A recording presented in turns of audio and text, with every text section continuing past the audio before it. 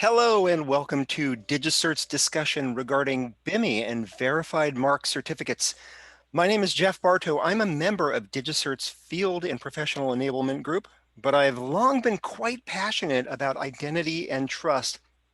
Now, there's a concept I've called the projection of trust, and that is the idea that an organization can capitalize on the things that they can do to demonstrate that they are legitimate organizations and that they are indeed the organizations that they say they are. Now, of course, identity validation is half of the purpose of DigiCert's long-standing business in TLS certificates, but projection of trust is a key element behind the industry-first DigiCert Smart Seal, which we recently launched. Now, there's another way that organizations can express their identity, and that is through verified mark certificates, or VMCs, as we'll refer to them. A VMC is the last step in a series of security and identity measures, specifically DMARC and BIMI, which are designed to project trust in the inbox. Yes, right there in your email inbox. And that means that in addition to increasing brand visibility and awareness for an organization, VMCs also improve email security for both the company and the customer. Now, despite them being certificates and despite the multiple acronyms I've already thrown at you, this isn't just a technical topic. Marketers and branding professionals love VMCs, and for good reason. After all, they've made an effort to invest in DMARC, so it's time for that investment to pay off. But before we explain why and how this is the case, let's be reminded that trust is a two-way street after all. And you, everybody listening right now, is part of the trust equation, so to speak. So as you listen to today's session, I'm specifically asking you to submit your questions right there in the very moment that they cross your mind. And please don't wait. Type them in, send them along. There's a question and answer panel right there waiting for you to do that.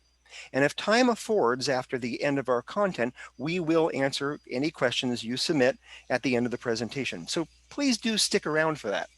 Of course, if we run out of time before all the questions are answered, which is likely, we'll do our best to handle anything unanswered offline. Now, with that bit of housekeeping out of the way, let's get over to the stars of the show. And these are our subject matter experts who've been working on VMCs for over a year. Today, you're going to hear from Dean Coughlin, who is our Senior Director of Business Development. Dean does double duty as the current chair of the CA Browser Forum. But you're first hear from my former manager, actually, Mr. Leon Brown. He is a Senior Director in our product marketing team. We're lucky to have them both at DigiCert and both on this webinar. So let's waste no more time hearing from their expertise on the topic, especially as it can guide you towards implementations of VMCs. Leon? Hey, thanks, Jeff. Appreciate the introduction. So today we're going to talk a little bit about email and why it's popular and some of the real obvious things that go along with that, the benefits and the challenges, especially touching a little bit about brand and as how that does or doesn't really show up in the inbox today well. And then Dean and I will together cover BIMI, DMARC, and VMCs. And I know that's a lot of acronyms, but over the course of the presentation, we'll go through them all and hopefully tie them all together. So again, by the end of this presentation, you'll have a good understanding of why the three go together and help make email security a little bit more visible today. So let's talk a little bit about email. And again, these are going to be some things that many of you are going to know a lot about already, but we'll go through some of the things that we've just found interesting online. So let's start off with just some of the obvious about email, and email is pretty amazing, and email marketing itself can be really awesome. There's some data that we found online that we thought was just kind of reflective of the point that there's just a lot of people. In fact, everybody still has email going on out there, and most everybody checks it every day. And one of the interesting facts is even for all the noise that we see in email today, that there is a ROI that's really impactful. It does so for $1 for 42 or 42,000%, or 4,200%. But emails are really cheap to deliver, and when they have when they're received and they're open and the call to action is addressed, they can be really impactful for business, and they remain close to, if not one of the most impactful ways that marketers are reaching out to their customers and partners and talking to them today.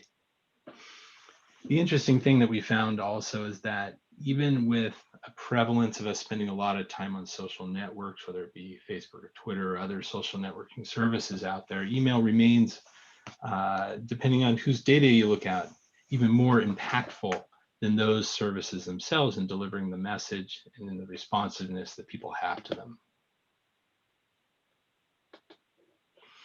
But of course, there's room for improvement. First of all, you have to get to the inbox. 90% of all mail is often blocked. There's just a ton of junk in the email system today. Stuff that's just considered bad right away. And then of that, there's some percentage of it, I don't know, 10% that's actually getting through. And of that small amount of it that's been getting through all the tools that block the bad stuff, even another percentage of that is, spam folder right out of the gate. So it's really hard to make into the inbox. And on top of that, it's really hard to stand out. So one of the things that we see is that most, if not all, or large percentage of the email attacks are focused on brand impersonation. There's an example there, but the fact that people are trying to look like you, like your company, in order to draw people in. And so it's a very active space, and the people are getting very good at being like you. And that some of the things, and this is a little bit, the data from somebody that is talking about Google, that they're seeing most of the stuff that comes in is new, that this is a real active field, that people are getting, the attackers or those doing spam and phishing are getting a lot more savvy and sophisticated in how they're getting to the inbox. And so filtering is just not enough to protect your brand's reputation. Relying only on the email providers to filter and block the spam is really not sufficient today as it was maybe in the past. So how does phishing get through? And again, we're not going to go too deep into phishing and anti-spam and things like that today, but right off the bat, well, people are getting smarter. They're getting a lot better at evading the filtering. They're constantly adapting their content to evade some of the more sophisticated techniques that the spam blocking and email providers are doing. Everybody's using artificial intelligence and machine learning today, but you have to remember that the people producing spam and bad actors who are actually phishing and spoofing your customers are using the same techniques, where spam and email filtering companies monitor the email for junk and are looking for domains to block. The same way the spammers and the bad actors out there are using the same techniques to review what's getting bounced back and how it's being handled, and they're understanding the rules faster, and they're making adjustments on the fly. And so they're doing all this, and they're also learning how to stay ahead of just the deny list. So as domains pop up and get blocked, they're able to spin up new virtual machines, create new SMTP senders, and off to the races. And so the speed of doing all this is very fast. And so it's not just a day-to-day thing, but it's an instantaneous game of cat and mouse out there that's happening. And then on top of that, once people get into the inbox, the deception that they're able to provide, the quality of the spoof, the social engineering techniques that are being used today that deliver captivating lookalike emails are superbly sophisticated, and it's really quite good. I got a great one the other day, great in the fact from Coinbase, and they said I had some account messages, and it looked like it, felt like it, everything was set up correctly. The reply to was good, but I don't have an account there, so I knew what it was. But it was a really well done piece of well done attack. So what do all these phishing attacks have in common? Well, they fake the sender identity, right? The most sophisticated thing. And it's not that hard to do, in the sense that for somebody who's running a spam company or attackers, they can actually very easily and programmatically set up scripts to sort of basically create sender addresses that look legitimate for the email sender of choice, and they can add in reply to fields that look exactly what you'd expect from an email from the company that they're spoofing, or they're to attack the people they're phishing. And so all these things are easy to do, and they're all sort of related around how the identity is displayed. And it's hard to really know that. And let me just show you kind of a quick example that we saw recently. Is there's an email, it looked like it was from local Honda. It has a nice button, call now. The return address was set up right, but Honda is not set up for DMARC correctly, and so they are basically not, the email receiving companies are not able to leverage DMARC or the SPF record to have a accurate sort of allow list of which servers are there. So this type of phish, or this type, it can get through, and it's very hard as an end user to really understand what's happening there. And so again, these things are very easy to set up. To spoof an email, you just need an email server and a SMTP server and some mailing software, like maybe the free PHP mailing software.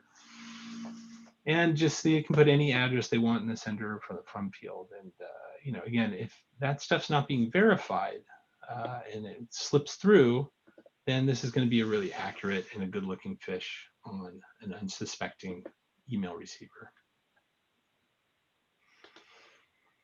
So how do we verify a sender's identity? And this is where we'll get into talking more about DMARC. And DMARC, Dean will get into this a lot more a little bit later, stands for Domain-Based Message Authentication, Reporting, and Conformance. And DMARC's been around a while, but what Dean and I are going to sort of try to connect the dots on here today is how the BIMI project effort and the BIMI effort makes your effort to gain DMARC enforcement more visible to users, so they can understand when something has been verified, that the sending domain is on an allow list, and that it also will support your brand, to be honest.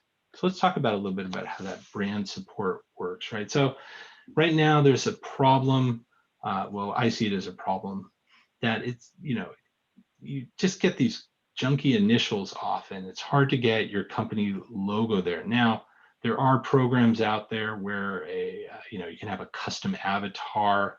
They might be able to apply to your company, but there's a real inconsistency.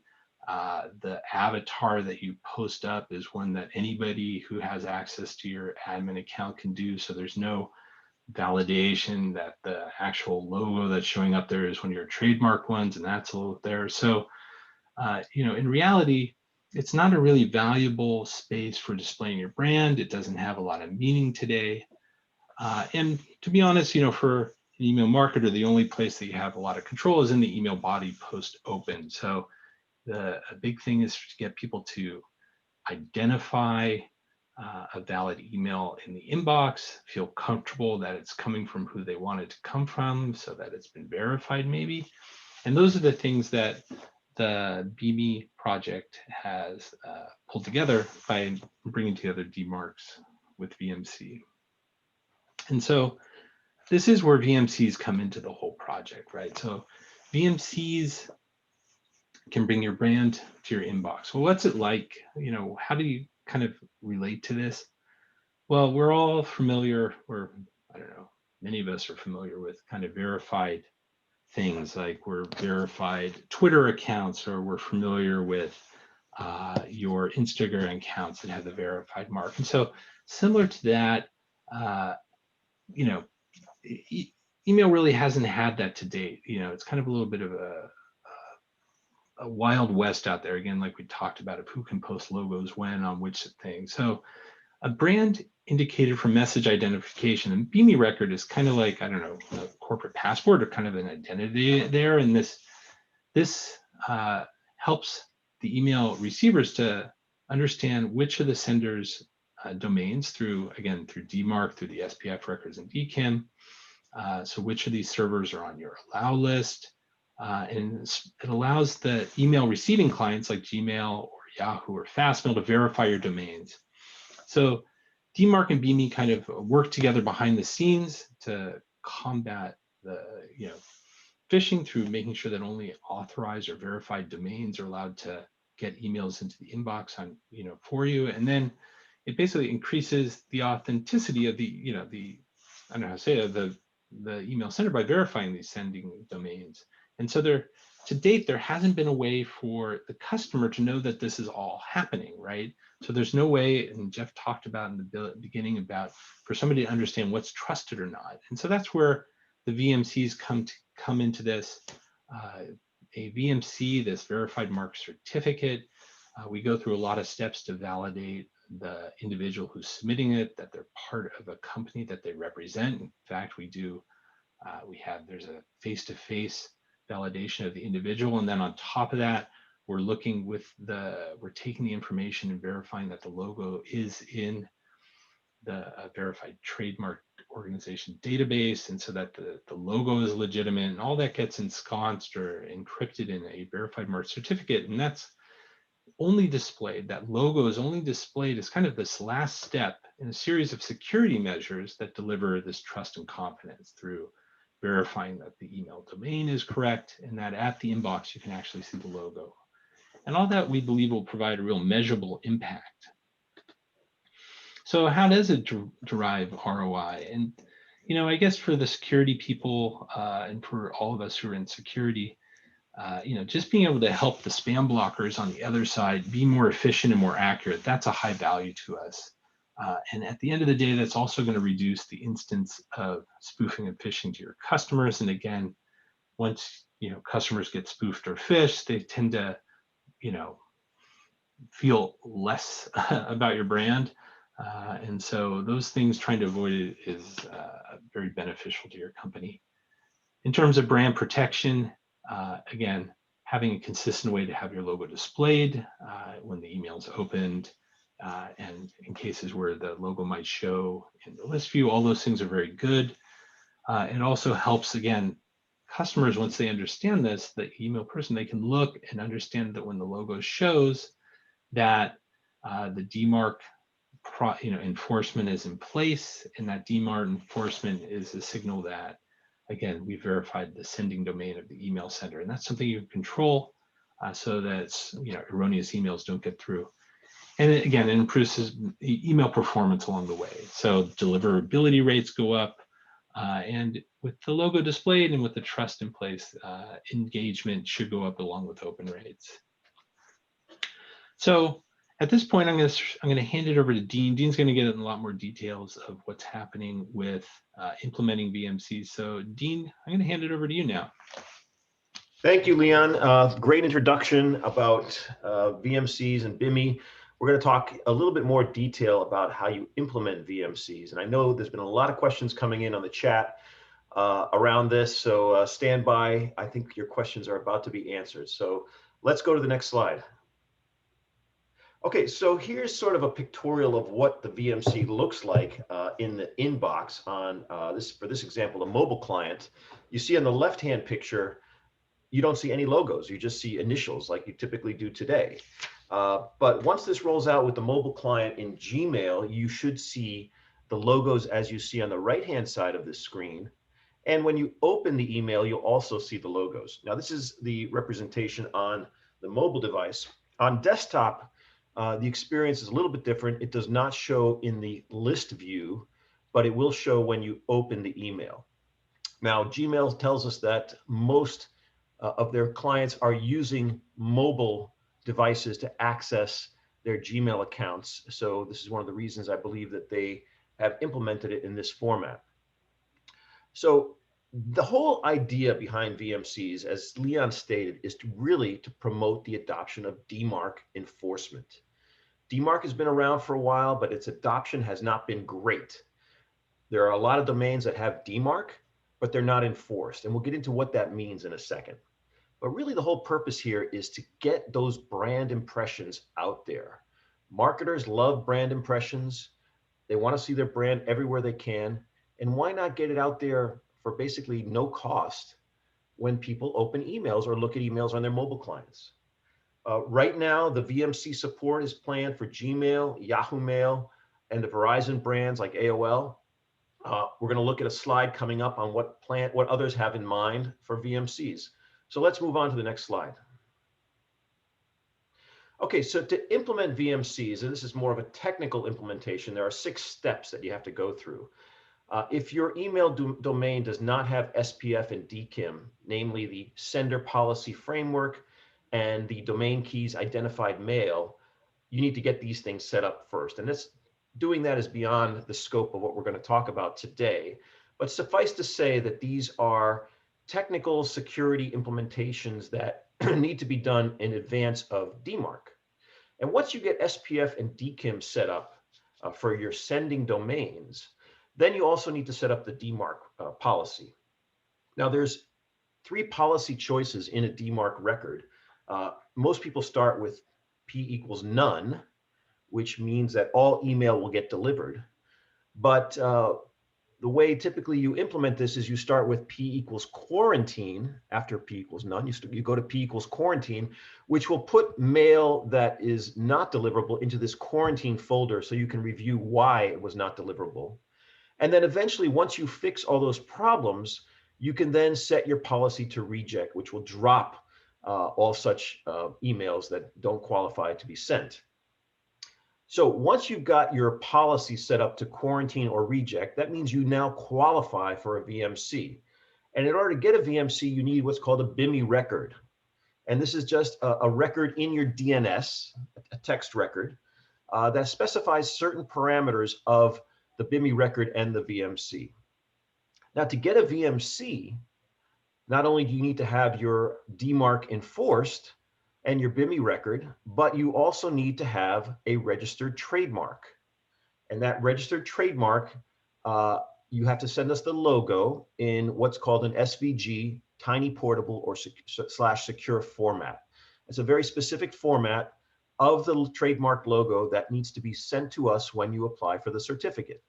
If you don't know how to make that logo, we have some great blogs on our website that instruct you point by point how to create that logo. So we'll get into where those blogs are at the end of this deck. But suffice to say, if you need DMARC and you don't know how to do DMARC, we have a very simplified blog on that. If you're from a larger organization where it's more complicated, we have partners that can help you do that. And we have some blogs that will show you how to create your BIMI record and all the things that need to go with this. So of course, the last step after you've done all those 5 prep steps is you need to buy a VMC from DigiCert. And we'll talk about a little more detail of that a little bit later on. So let's move to the next slide, please. All right, so let's talk a little bit more about DMARC. Next slide. So as I said, one of the primary benefits of VMCs is to get those brand impressions and to get your logo out there. And this is what chief marketing officers really like.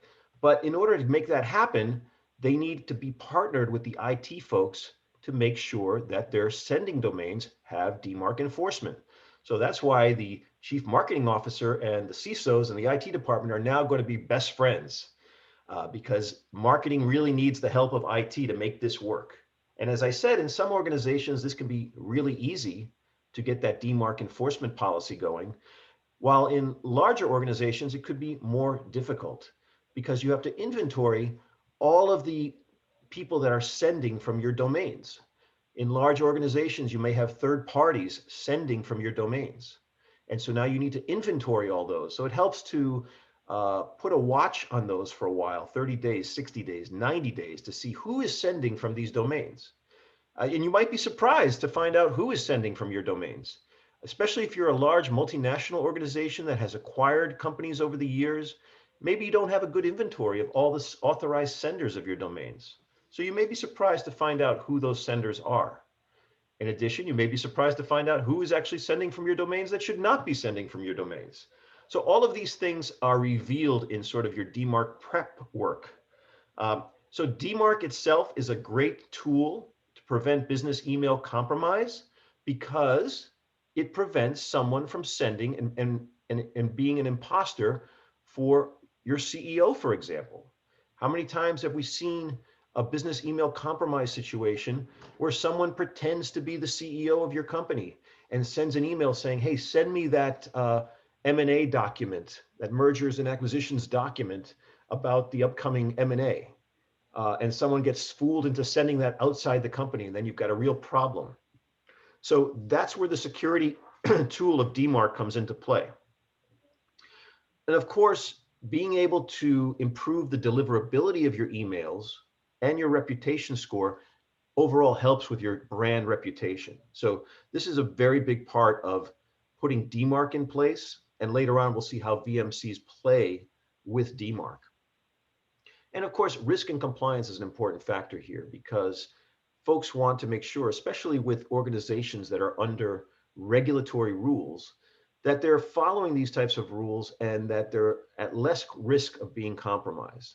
So all of these factors play into why DMARC is extremely important and why VMCs and DMARC will play nice together. Next slide, please.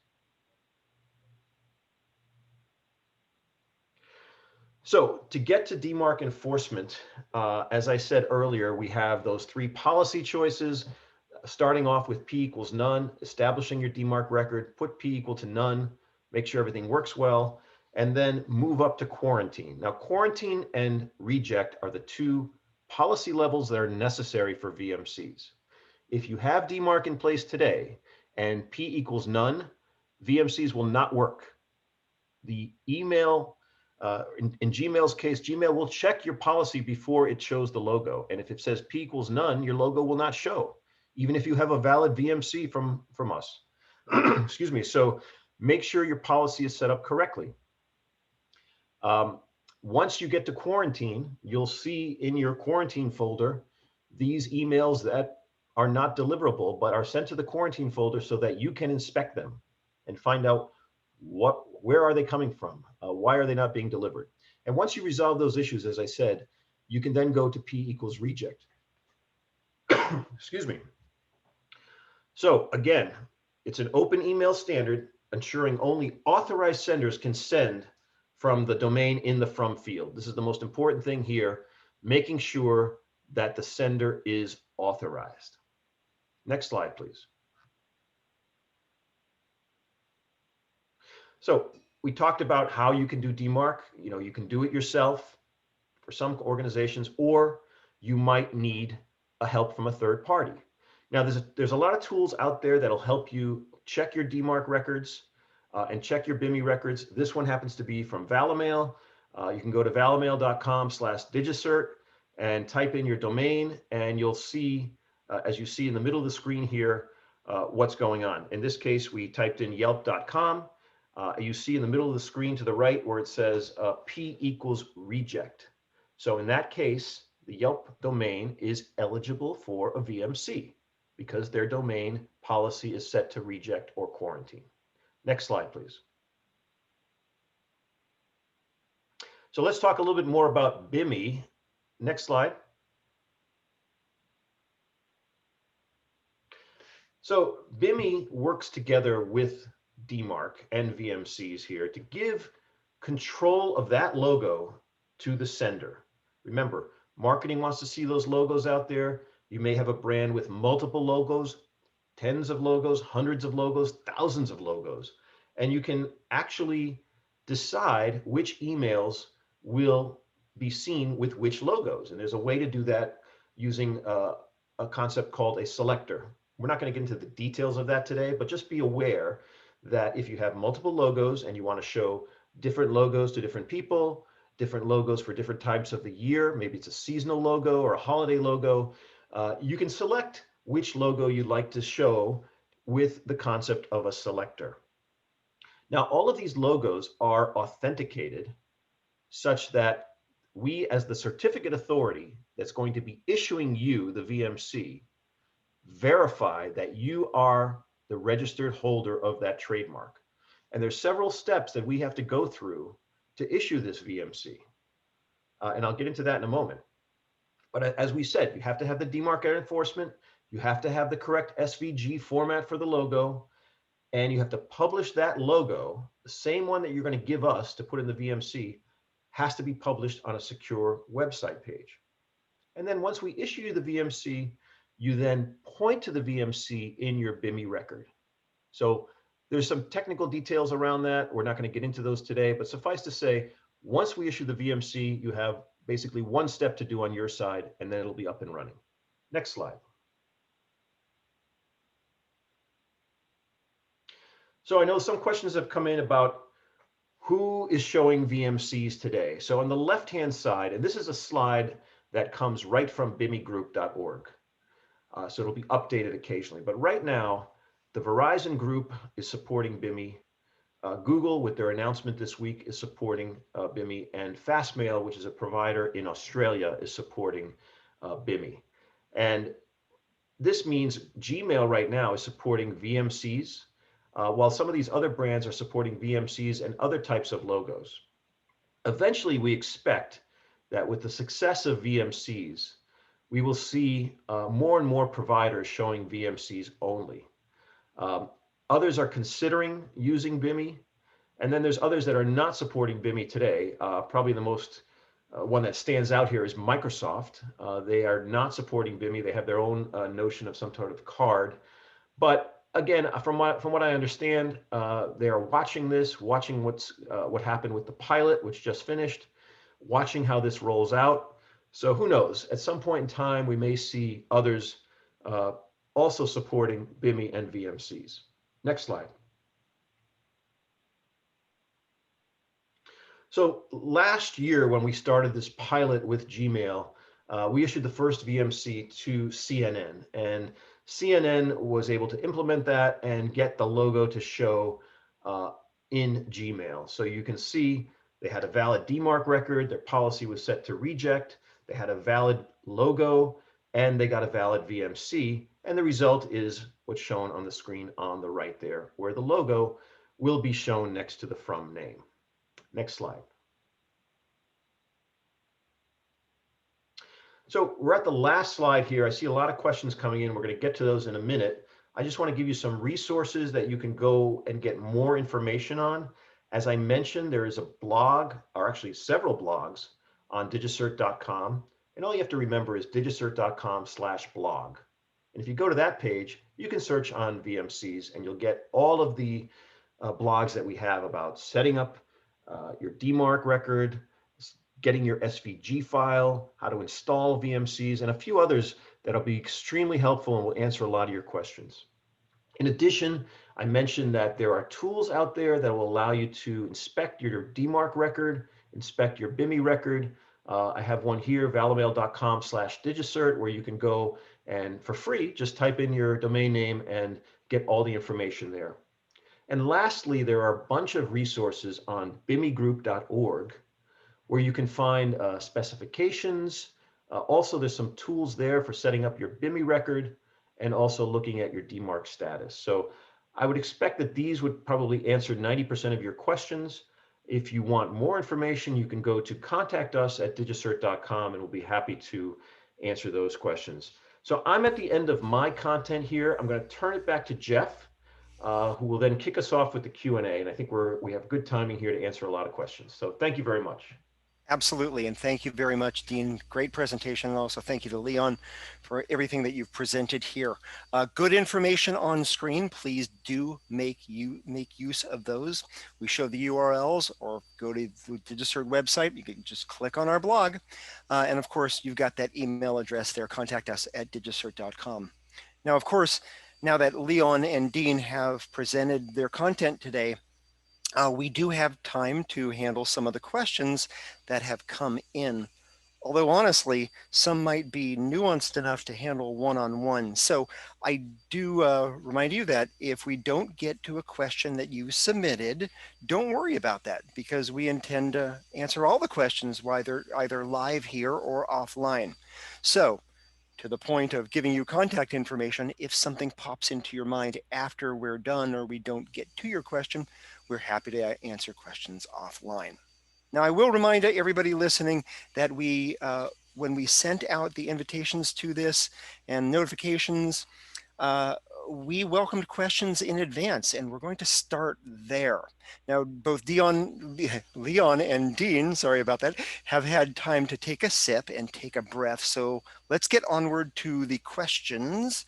I'm going to read a first one, and that actually I'm going to get to answer, and that is, will we be recording this webinar? Yes, actually, we are recording that, and it's our intention to provide this out in the future. So don't worry about that. If there's anything you missed, any nuance, we will be sharing the recording of this.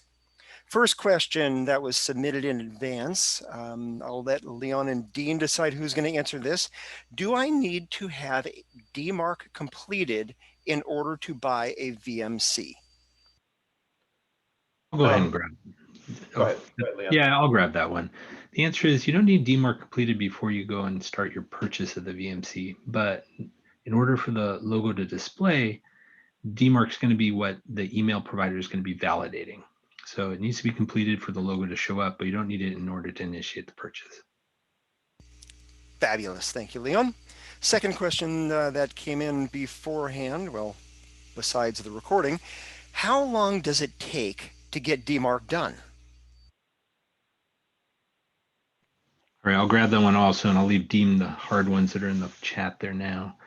So DMARC really, it's kind of your mileage will vary. If you've got a business and you've got maybe only one email sender, then this can go very quickly. Just getting your SPF and DKIM set up, getting DMARC and enforcement, that can be a very fast process. For larger organizations, though, this may take a while. So if you're a global company and you've been doing acquisitions for a while and you have a number of systems that are sending emails on your behalf, it may be challenging to know all the email senders. And so that's why you see companies like Ballymail and others out there providing services that help people understand what's happening with their sending domains and achieving DMARC compliance or enforcement. Fantastic. Okay, so we've gotten those front-loaded questions out of the way.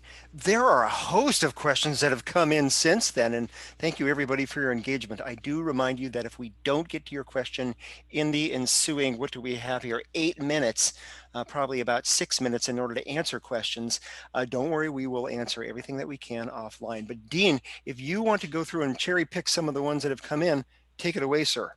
Sure. Let me go through some of these. So besides email clients like Gmail or Yahoo, will VMCs work on webmail interfaces? So basically, yes. I mean, if you have Gmail and you're using the Gmail web interface, it will show when you open the email. So the answer is yes.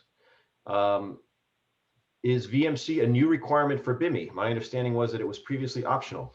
For Gmail, it is a new requirement, yes. And that was proven through the pilot that happened over the last year. So Gmail logos will only show with VMCs. Let's see. Do we need DMARC to set up for root domains for BIMI to work? The answer to that, I'm thinking about that question just to make sure I get that right. You need DMARC to be set up. Yes, I think the answer is yes. And yeah, I think the answer is yes for the top level domain. That's right, for the top level domain. That's correct. Yes. So next question. Let's see. Which mailbox providers currently require a VMC? And as I said earlier, it's going to be Gmail right now. But if we were to back up a slide, you would see the list that is going to be using VMCs. Gmail is the one that requires VMCs today. What cryptography algorithms and bit depths are supported? Okay, that question makes no sense to me because this is not a cryptographic tool. So I'm not sure what the intent is there. Easy DMARC has an SVG logo conversion tool. I think that's just a tip there. That's fine. Let's see. Did you happen to see any data for CNN's increase in deliverability and open rates? So the purpose of the pilot was to show that VMCs could be validated properly that trademark logos could be validated and that individuals could be validated. It was not necessarily to see how deliverability of emails changes. However, in concert with this, Verizon did a study that showed that deliverability and open rates increases by up to 10% in their study. I don't know, Leon, do you have any more comment on that? Yeah, I think what we're seeing is that it's a little bit early to know how the open rates are going to be impacted. We had some early studies from Verizon, and we've seen some other data that shows that engagement rates and open rates are improving. But we're only 2 days in with the Gmail group just finally rolling this out to a larger swath of their inboxes, this week. So I think we'll start seeing that type of data probably within the month, but I would say it's a little early to know exactly what that number might be, but we're expecting it to be pretty good. Okay, thanks. And then another question is for non-US businesses, are there specific places that they should be trademarking their logo, or will they be submitting the proof of trademark from their home country? Great question. We should have covered this. Gmail is only allowing 8 global trademark agencies as places where we can look for registered trademarks. They are United States, Canada, European Union, Germany, Spain, Australia, Japan, and one more, missing one, but Spain? Which one? Spain, did you get that one? I think I said Spain, yeah. Yeah, they're on it's on our blog post. I could pull it up or we can get that out. We'll make sure that. So there are 8, suffice to say, those are the ones. There's one more, which I'm not coming to my head right now, but yes, there are 8 that are approved. It has to be in one of those 8. Okay, let's see. BIMI doesn't require VMC, so does Google only support VMC BIMI? And the answer is yes. Let's see what else we have here. We do have a contribution from one of our employees that the missing one is the UK. Ah, okay. I thought I said Great Britain, but maybe not. Okay, perfect. Thank you. Let's see. Will a copy of this presentation be sent to us? Jeff, can you answer that? I believe we are. I do believe we're going to provide a bunch of materials. Look for that. Okay. There's a question here. Does Cert Central support VMC certificates? And the answer is yes. That went live yesterday. Okay. And there's another question. When will Google's pilot program end for only invited logos? And the answer was last Monday. So now these are generally available to the public. digicert.com/VMC. Going to that page, you will find a Buy Now button, which will take you to either register for a Cert Central account, or if you already have a Cert Central account, you can log in and request your VMCs today. We do have time for a last few questions. I see that we've got 32 in queue. Thank you everybody for your engagement. We'll take a few more and handle the rest offline. Dean? Okay, will BIMI work for email addresses that use subdomains? And the answer is yes. You can have BIMI records for subdomains. You can have VMCs for subdomains. So that the answer is yes. Let's see.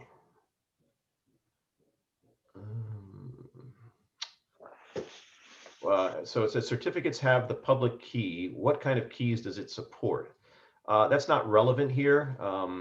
We generate the certificate signing request. There's no really concept of a private key here, so that's not really relevant.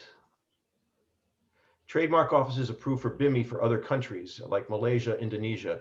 Those countries are not approved right now. As I mentioned, there are 8 countries approved. We're trying to expand that list, but of course we have to work very closely with Gmail and the BIMI group on that. And let's do one last question. Are these new certificates similar to SSL in duration? They need to be refreshed every year or so. VMCs are only valid for 1 year. That is the maximum validity that the team has allowed, or the working group has allowed. However, coming up in Search Central, you'll be able to choose multi-year products, meaning that we will automatically reissue every year, and you can choose your term like a subscription. Outstanding. I'm assuming that on that answer, that assumes that the validity information remains, or the contact information, all that remains valid, correct? Right, right. There are several steps that need to be done in order to issue the VMC, and I want to make sure people understand this because, as I said, the trademark, the logo validation, the org and the org validation and the domain validation, similar to what we do for EV certificates. In addition to that, there are two steps that are brand new that most people who have requested SSL certificates have not done before. Number one is the individual validation, meaning we will do a webcam session with you to validate that you're a real person. And number two, this is the most important one and probably the toughest one, is that you have to appear in front of a mobile notary. We will select a notary public that will come to your location or meet you at a coffee shop or some other convenient location, and you will show them your ID and meet them in person. This is a must-have step per Gmail, and it's something that's new and different, but it has to be done.